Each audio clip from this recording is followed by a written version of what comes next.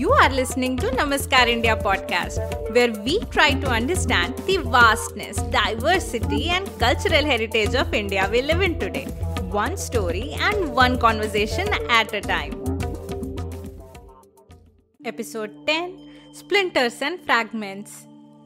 What happened when the Mauryan Empire broke into several splinters and fragments? क्या आपको इन छींटों और टुकड़ों को एकत्रित करके एक महान साम्राज्य की स्थापना कर पाएगा? हेलो एंड वेलकम टू नमस्कार इंडिया, और मैं हूं आपकी होस्ट आराधना। तो चलिए अपनी स्टोरी को आगे बढ़ाते हैं 185 BCE के आगे, जब पुष्यमित्र शुंगा ने आखिरी मौर्यन रूलर की हत्या करके अपनी डायनेस्टी एस्टैब्लिश की। बट इस टाइम तक एम्पायर ने कई सारे क्षेत्रों को खो दिया था, बिकॉज अशोका के बाद के एम्परर्स उतने स्ट्रांग नहीं थे। Independent kingdoms arose out of provinces, foreign invasions were occurring in the north west. So you can imagine Shunga dynasty अपने इंसेप्शन से एंड तक कई सारे local kingdoms and foreign powers के साथ वॉर्स में व्यस्त रही। पुष्यमित्र एक ब्राह्मण फैमिली को बिलोंग करते थे, और कई लोगों का मानना है कि उन्होंने बृहद्रथ की हत्या इसीलिए की क्योंकि मौर्यों के अंडर ब्राह्मण कम्युनिटी काफी ऑप्रेस्ड फील कर रही थी, because Mauryans were pro Buddhism. But I think ये बस कोइंसिडेंस था, ना कि reason. I mean, who wants a weak ruler giving them आदेश एंड ऑल? और ये कोई नई बात नहीं है, याद कीजिए ऐसा पहले भी हुआ है। Anyways, given पुष्यमित्र's background, वो पुराने वैदिक रिचुअल्स वापस लेके आए, और परिणाम स्वरूप प्रगतिशील मगध साम्राज्य अपने पुराने तौर तरीकों में वापस आ गया।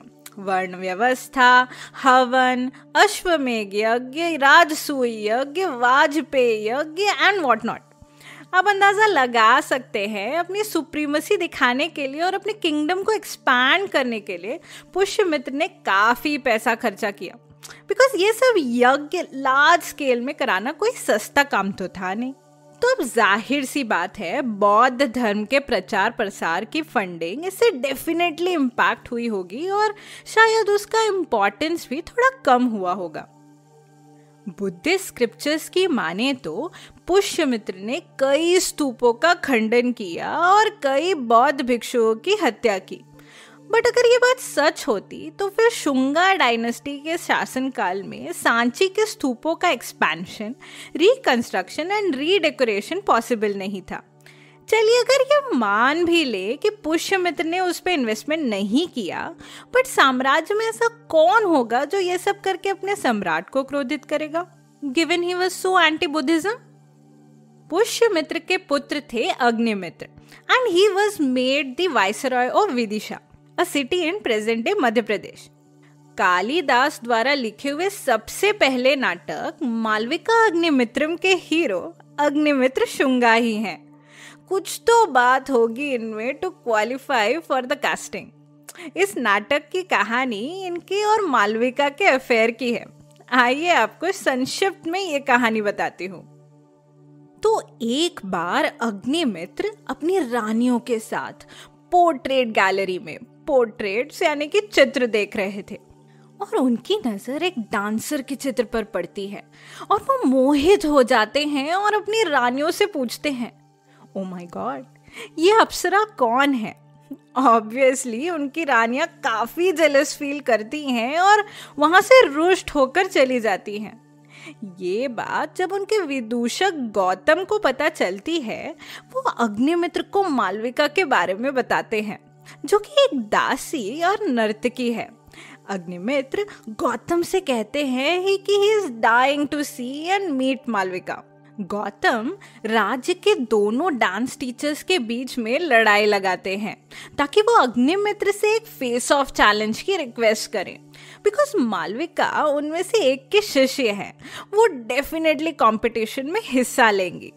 फिर क्या था, अग्निमित्र मालविका को 3D में देख के मंत्रमुग्ध हो जाते हैं। इसी तरह की कुछ और स्ट्रैटेजीज को यूज करके उनकी और मुलाकातें होती हैं, and they both fall in love with each other.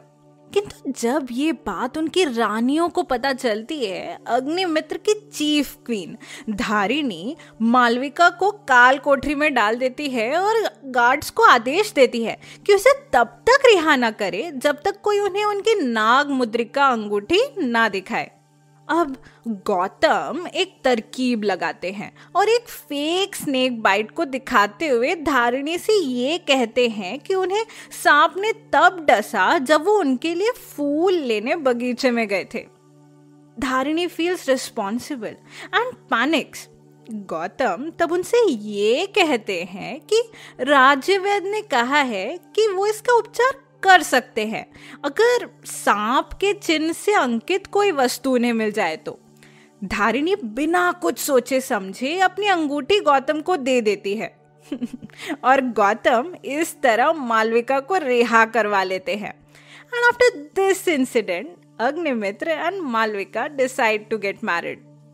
ये सब प्लानिंग प्लॉटिंग इवेंचुअली सबको पता चल जाती है, बट इसी बीच न्यूज आती है कि शुंगा एम्पायर ने विदर्भ के ऊपर विजय प्राप्त कर ली है और मालविका एक्चुअली में वहां के नए राजा की बहन है जो भेष बदलकर विदिशा में रह रही थी।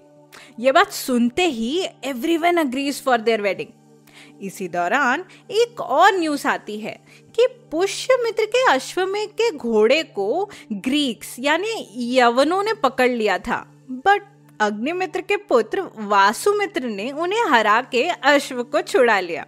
Quite a happy ending of their love affair.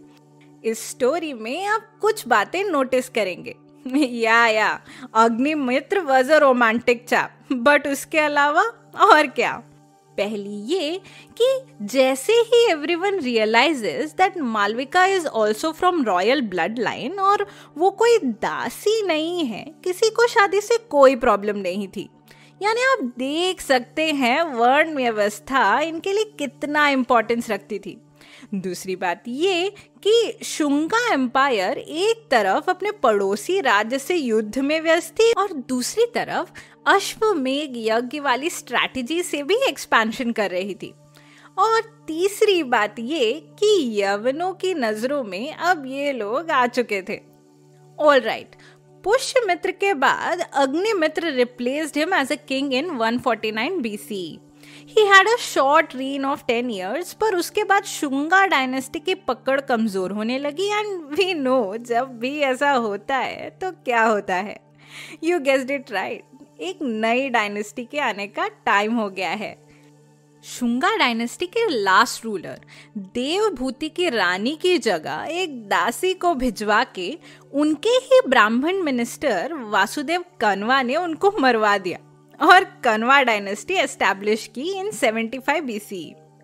तो जो बीज उन्होंने बोया वही काटा। उसके बाद कन्वा डायनेस्टी का स्टिंट भी काफी छोटा सा था and they called it a wrap in 30 BC। And the reason for their end was the Satvahana Empire of the South. So, who were these Satvahanas? तो जो प्रेजेंट डे तेलंगाना, आंध्र प्रदेश, महाराष्ट्र और कर्नाटका वाला एरिया है वो पहले तो नंदा डायनेस्टी के अंडर था एंड आफ्टर दैट मौर्य साम्राज्य के अंडर में। पर जब मौर्य साम्राज्य बिखरा, यहाँ की जो लोकल रूलिंग डायनेस्टी थी under King Simuka declared their independence, establishing the Satvahana dynasty somewhere around 230 BC. Okay, Satvahanas, ये वर्ड सुन के आपके माइंड में क्या आता है? Satavahana, Saptavahana, ring any bells? Surya Dev और उनके रथ के 7 अश्व। So what does this tell you? Satvahanas wanted to claim that they are the Suryavanshis. And they were ardent Hindus and were followers and supporters of Vedic practices. Simuka के पुत्र श्री सतकर्णी जब राजा बने, उन्होंने भी अश्वमेध यज्ञ और राजसूय यज्ञ करवाए। सोचने की बात यह है कि ये सब क्यों किया जा रहा था? क्या उनका मोटिव सिर्फ एक्सपेंशन था या फिर उनका मोटिव अपना डोमिनेशन एस्टैब्लिश करना था? बात ये भी हो सकती है कि ये सोसाइटी में अपनी क्रेडिबिलिटी एस्टैब्लिश करना चाह रहे थे। पहले तो ये प्रूव करके कि ये लोग एक अपर कास्ट यानी कि क्षत्रिय या ब्राह्मण वर्ग को बिलोंग करते थे, और दूसरी तरफ रिलीजियन को यूज करके यानी कि वैदिक रीति रिवाजों जैसे कि यज्ञ, हवन इत्यादि को प्रमोट करके। आपने कभी ये टर्म सुना है, divine right of Kings? Simple भाषा में अगर इस थ्योरी को अगर समझना हो तो राजा को भगवान के एजेंट की तरह प्रोजेक्ट कीजिए। लोगों को ये विश्वास दिलाइए कि वो उनकी रक्षा भगवान की तरह करेगा। सो एक तरफ तो ये एक पॉलिटिकल एंड रिलीजियस टेक्निक है अपनी वैधता प्रमाणित करने के लिए, और दूसरी तरफ अपनी दैवीय उत्पत्ति के बावजूद भगवान के सामने राजा की विनम्रता और समर्पण को भी दर्शाता है। Interesting concept, isn't it? इसके बारे में जरूर विचार कीजिएगा। हाला नाम के जो सतवाहना किंग थे, उनको श्रीलंका की प्रिंसेस से प्यार हो गया and eventually he did get married to her. और उस प्रेम को प्रेरणा बना के उन्होंने गाथा सप्तासी नाम से लोकल लैंग्वेज प्राकृत में 700 लव पोएम्स का कलेक्शन लिखा। हिस्टोरियंस का मानना है कि सारी कविताएं हाला ने नहीं लिखी। इनफैक्ट ओवर द सेंचुरीज कई ऑथर्स ने इस कलेक्शन में कंट्रीब्यूट किया।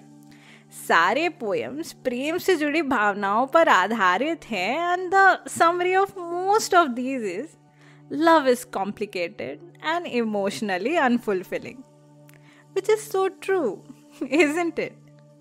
ऑलराइट, सबसे फेमस सतवाहना किंग थे Gautamiputra Satakarni, who ruled from 60 to 85 CE। ये जनाब इसीलिए फेमस है बिकॉज इन्होंने न केवल अपने किंगडम को एक्सटेंड किया बल्कि इंडो ग्रीक्स यानी कि यवंस, इंडो पार्थियंस यानी कि पहलवास एंड इंडो सिंथियंस यानी कि साकास को भी युद्ध में हराया।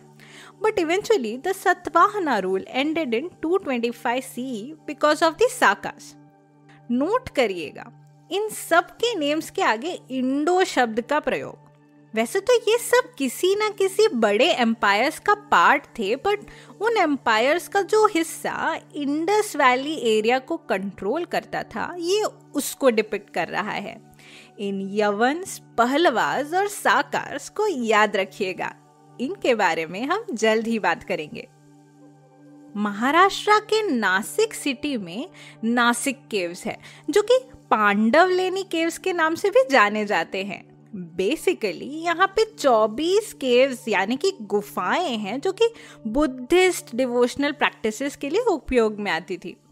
गिवन बुद्धिज्म इस टाइम पे काफी फेवरेबल एंड पॉपुलर रिलीजन था, सारे कंटेम्परेरी यानी कि समकालीन साम्राज्य और राजवंश उन्हें पैट्रोनाइज एंड स्पॉन्सर करते थे।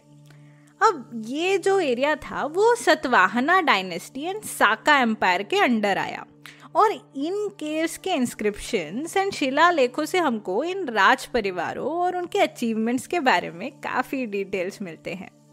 सिमिलरली ओडिशा के भुवनेश्वर सिटी में उदयगिरी एंड खंडगिरी केव्स हैं। उदयगिरी में 18 और खंडगिरी में 15 गुफाएं हैं। ये गुफाएं जैन डिवोशनल प्रैक्टिसेस के उपयोग में आती थी, और यहाँ हमें महामेघवाहना डायनेस्टी के बारे में डिटेल्स मिलेंगे। कलिंग याद है? Those who fought bravely against Ashoka. अब जब मौर्यन एम्पायर नहीं रहा, कलिंगा कैसे खुद को इंडिपेंडेंट ना डिक्लेयर करे, और यहाँ शुरुआत हुई महामेघवाहना डायनेस्टी की, जिसके सबसे फेमस राजा थे खारवेला, जिन्होंने ईस्टर्न एंड सेंट्रल इंडिया के काफी बड़े क्षेत्र पे अपना रूल एस्टैब्लिश किया।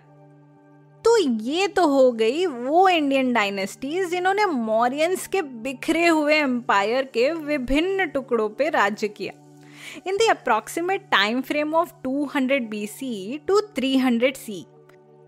पर इन 500 इयर्स में कुछ विदेशी शक्तियों ने भी इस सिचुएशन का फायदा उठाया। साउंड सो सैड ना, इन्वेजन्स एंड ऑल, क्या से क्या हो गया। But are all invasions bad? Was it really a dark age? We will find out soon. अगले एपिसोड में मैं आपको उन फॉरेन पावर्स के बारे में बताऊंगी जिन्होंने खंड खंड हुए भारत की सिचुएशन का फायदा उठाते हुए यहाँ आक्रमण किया.